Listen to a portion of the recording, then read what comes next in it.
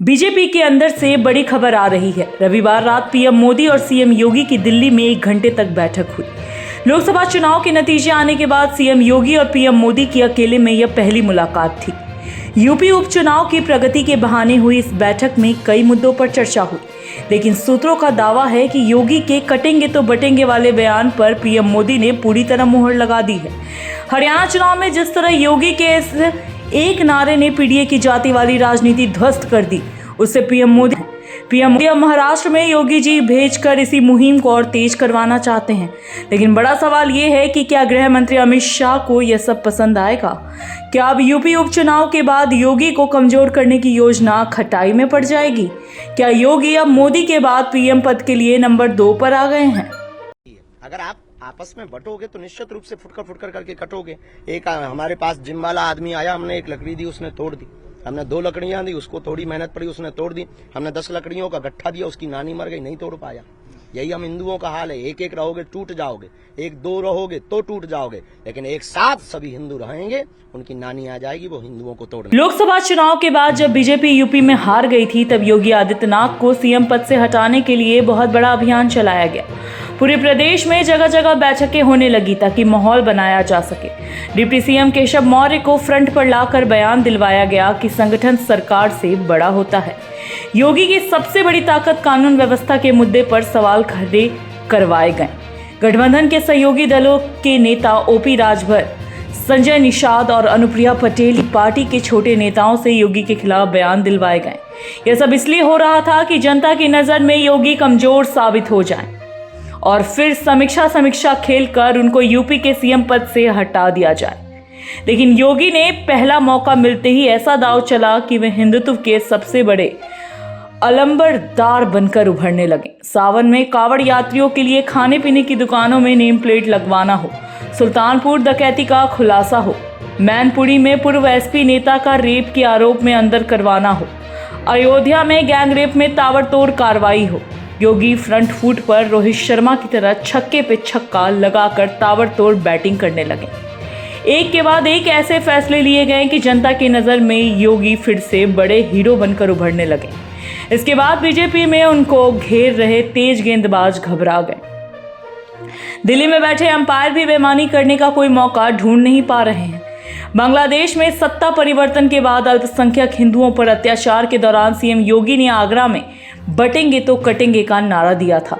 संघ ने इस नारे का समर्थन किया था। इसके बाद पीएम ने इसकी अगली कड़ी में नारा दिया कि एक हैं तो सेफ हैं का नारा दिया था, लेकिन चर्चा में बटेंगे तो कटेंगे वाला नारा ही ज्यादा चल रहा है।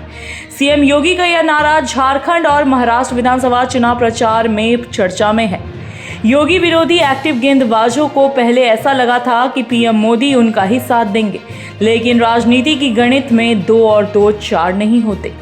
बीच में कई बार ऐसा लगा कि पीएम मोदी भी गेंदबाजों का साथ देंगे, लेकिन अचानक योगी जी ने जन्माष्टमी के मौके पर कटेंगे तो बटेंगे वाला बयान दे दिया।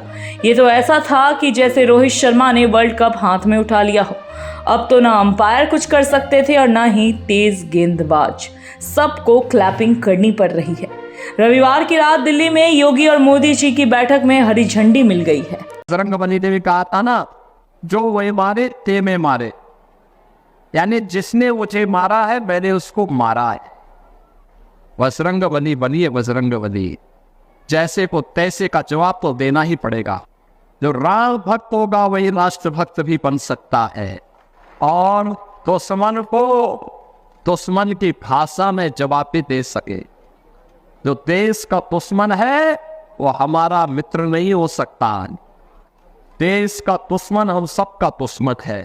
प्रधानमंत्री आवास 7 लोक कल्याण मार्ग में करीब 1 घंटे चली मोदी योगी की बैठक में दोनों नेताओं के बीच विधानसभा की 9 सीटों पर होने वाले उपचुनाव और अगले साल जनवरी में आयोजित होने वाले महाकुंभ की तैयारियों पर भी चर्चा हुई। सीएम योगी ने इस दौरान पीएम मोदी को महाकुंभ में आने का न्योता भी दिया। सूत्रों का कहना है कि इस दौरान प्रदेश में 69,000 शिक्षक भर्ती मामले में उपजे विवाद का हल निकालने पर भी चर्चा हुई। पीएम से मुलाकात योगी ने पार्टी अध्यक्ष नड्डा से उनकी मुलाकात की।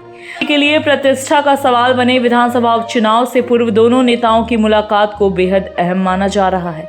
सूत्रों के मुताबिक मुलाकात के दौरान सर्वाधिक चर्चा विधानसभा उपचुनाव को लेकर हुई। लोकसभा चुनाव में विपक्ष की आरक्षण और संविधान खत्म करने की बनाई गई धारणा से हुए सियासी नुकसान की भरपाई के लिए की गई तैयारियों पर भी दोनों नेताओं के बीच अहम बातचीत हुई। सूत्रों का कहना है कि ओबीसी को बेहतर संदेश देने के लिए 69,000 शिक्षक भर्ती मामले का राजनीतिक हल निकालने पर भी चर्चा हुई है। अगर सब कुछ ठीक ठाक रहा तो उपचुनाव से पहले इस विवाद का हल निकाला जाएगा। इसके अलावा सबसे बड़ा मुद्दा जिस पर योगी को संघ की ओर से हरी झंडी मिल गई है वो है महाकुंभ में लिंगायत समेत सनातन धर्म से जुड़े अलग अलग संप्रदायों को आमंत्रित करने की योजना। योगी की इस योजना को संघ के समर्थन का मतलब उनकी यूपी से बाहर बड़े नेता के तौर पर सीधे स्वीकृति। बटेंगे तो कटेंगे ने जो माहौल बनाया है वो उत्तर भारत और पश्चिम भारत में असर कर रहा और महाकुंभ में दक्षिण भारत के संप्रदायों को जोड़ने से योगी राष्ट्रीय नेता के तौर पर उभरेंगे। हालांकि इससे बीजेपी के अंदर बहुत से बड़े नेताओं को दिक्कत होगी, लेकिन अब आरएसएस ने योगी की पीठ पर हाथ रख दिया है। मोदी जी इस बात को अच्छी तरह समझ रहे हैं कि अब योगी जी को रोकना संभव नहीं है, इसलिए मोदी ने भी योगी की पीठ पर इसलिए हाथ रख दिया है क्योंकि उनको सीधे योगी से कोई खतरा नहीं है। पीएम मोदी के सत्ता से हटने के बाद जब योगी जी को ही पीएम बनना है तो फिर उनसे दूरी क्यों बनाई जाए। आखिर मोदी जी को भी ऐसा नेता चाहिए, उनकी योजनाओं को आगे बढ़ाएं और जैसे मोदी जी ने अटल बिहारी वाजपेयी को भारत रत्न दिया उसी तरह मोदी जी को भी दिलवाया जाए। इसलिए अब मोदी जी और योगी जी मन से भी साथ हैं, लेकिन सियासी जानकार बता रहे हैं कि अभी एक कोशिश और होगी। अगर यूपी उपचुनाव में बीजेपी 5 के कम सीट जीतेगी तो योगी की सारी उपलब्धियों को हवा में उड़ाने की कोशिश की जाएगी। अब योगी जी को बस यही बाधा पार करनी है। हिमालयन न्यूज़ की रिपोर्ट।